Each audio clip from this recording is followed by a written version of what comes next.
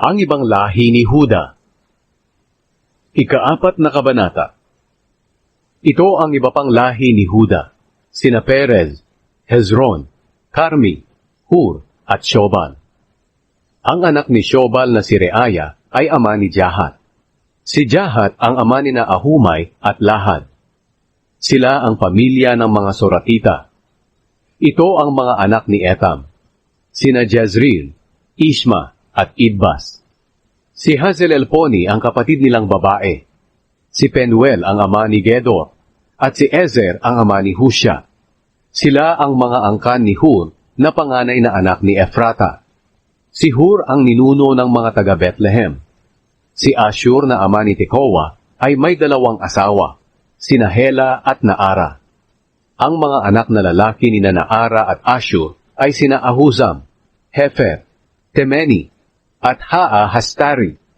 Ang mga anak naman ni Hela at Ashur ay sina Zeret, Zohar, Etnan, at Koz.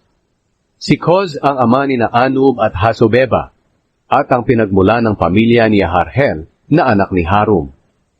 May isang tao na ang pangalan ay Jabez. Kagalang-galang siya kaysa sa mga kapatid niyang lalaki.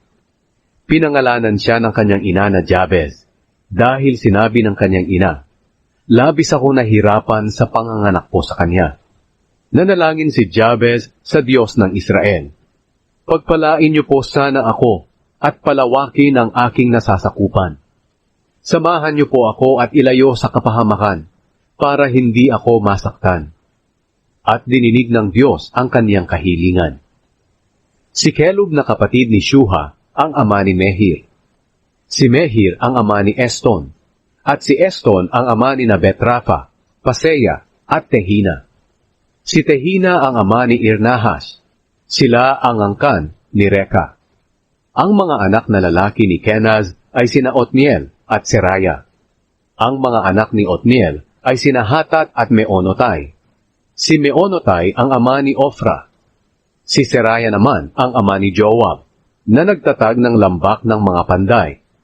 Tinawag itong lambak ng mga panday dahil doon nakatira ang maraming panday. Ito ang mga anak na lalaki ni Caleb na anak ni Jefune, sina Iru, Ela, at Naam. Ang anak na lalaki ni Ela ay si Kenaz. Ang mga anak na lalaki ni Jehalelel ay sina Ziph, Zifa, Tiraya, at Asarel. Ang mga anak na lalaki ni Ezra ay sina Jeter, Mered, Efer, at Jalon. Asawa ni Mered si Bitia na anak ng Paraon. Ang mga anak nila ay sina Miriam, Shammai, at Ishba. Si Ishba ang ama ni Estemoa.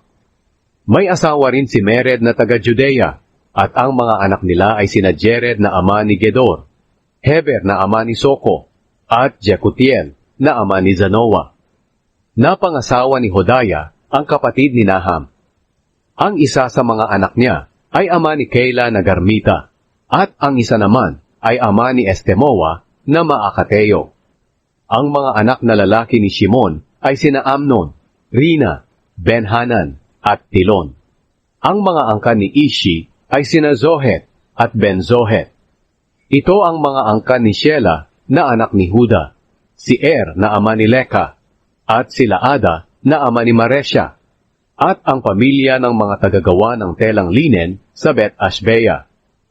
Ito pa ang mga angkan ni Shela, si Jokim, ang mga mamamayan ng Kozeba, si Joash, at si Sara, na namuno sa Moab at sa Jashubi-Lehem. Ang talaang ito ay mula sa matagal ng dokumento. Sila ang mga magpapalayok na nakatira sa Netaim at Gedera. Nagtatrabaho sila para sa hari. Ang angkan ni Simeon. Ang mga anak na lalaki ni Simeon ay sina Nemuel, Jamin, Jarib, Zera, at Shaul. Si Shaul ang ama ni Shalom. Si Shalom ang ama ni Mibsam. At si Mibsam ang ama ni Mishma. Si Mishma ang ama ni Hamuel. Si Hamuel ang ama ni Zakur. At si Zakur ang ama ni Shimei. May 16 na anak na lalaki si Shimei at 6 na anak na babae. Pero kakaunti lang ang anak ng mga kapatid niya, Kaya ang buong angkan nila ay hindi kasindami ng mga mamamayan ng Huda. Tumira sila sa Beersheba, Molada, Hazar, Shual, Bilha, Ezem, Tolad, Betuel, Horma, Ziklag, Bet-Markabot, Hazar Susim, Bet-Biri, at Shaaraim. Ito ang mga bayan nila hanggang sa paghahari ni David. Tumira rin sila sa 5 bayan sa paligid nila, sa Etam, Ayin, Rimon, Token at Asyan, pati na rin sa mga baryo sa paligid ng mga bayang ito hanggang sa Baalat. Ito ang mga lugar na tinirhan nila at naitago nila ang mga talaan ng kanilang angkan. Ito ang iba pang lahi ni Simeon.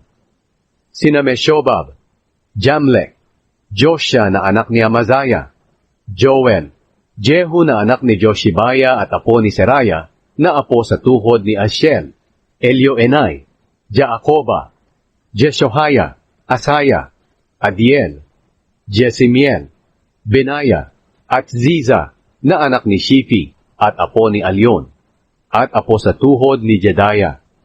Si Jedaya ay anak ni Shimri at apo ni Shemaya. Sila ang mga pinuno ng kanilang mga pamilya. Lalong dumami ang pamilya nila, kaya napunta sila sa hangganan ng Gedor sa gawing silangan ng lamba. Naghanap sila roon ng mapagpapastulan ng kanilang mga tupa, at nakakita sila ng mayabong at magandang pastulan. Malawak ang lugar na ito at mapayapa. Doon dati nakatira ang ibang lahi ni Ham. Pero noong panahon na si Haring Hezekiah ang hari ng Huda, nilusob ang lahi ni Ham ng lahi ni Simeon, na ang mga pangalan ay nabanggit sa itaas.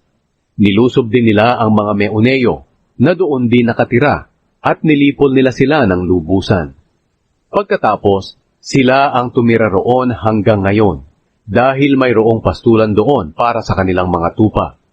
Lumusob ang 500 sa kanila sa kabundukan ng Seir. Pinangunahan sila ni Pelataya, Nearaya, Refaya, at Uzziel na mga anak ni Ishi. Pinatay nila roon ang natitirang mga Amalekita, at doon sila nakatira hanggang ngayon.